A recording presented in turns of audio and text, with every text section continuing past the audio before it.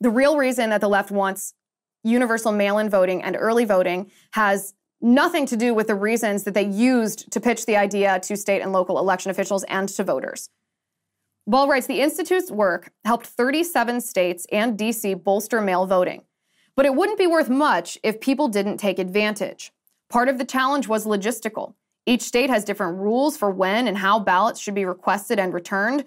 The Voter Participation Center, which in a normal year would have supported local groups deploying canvassers door to door to get out the vote, instead conducted focus groups in April and May to find out what would get people to vote by mail. In August and September, it sent ballot applications to 15 million people in key states, 4.6 million of whom returned them. In mailings and digital ads, the group urged people not to wait for Election Day. The effort had to overcome heightened skepticism in some communities. Many Black voters preferred to exercise their franchise in person or didn't trust the mail. National civil rights groups worked with local organizations to get the word out that this was the best way to ensure one's vote was counted. Let me just put a pause button on that for a second. How would a mail-in ballot ensure that that's the best way to get your vote counted? That is manipulation in the highest degree. To tell a Black voter that their vote in person might not be counted just because you want to manipulate them into voting by mail because you feel like you can get more Democrat votes if you convince people to vote early and by mail.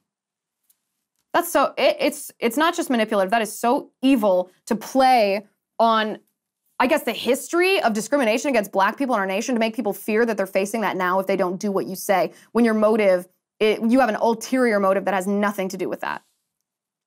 Ball writes, in Philadelphia, for example, advocates distributed voting safety kits containing masks, hand sanitizer, and informational brochures.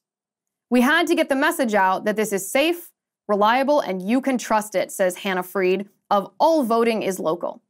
In the end, nearly half the electorate, this is, by the way, what I think is the most significant sentence of this entire article. In the end, nearly half the electorate cast ballots by mail in 2020, practically a revolution in how people vote. About a quarter voted early in person. Only a quarter of voters cast their ballots the traditional way, in person on Election Day.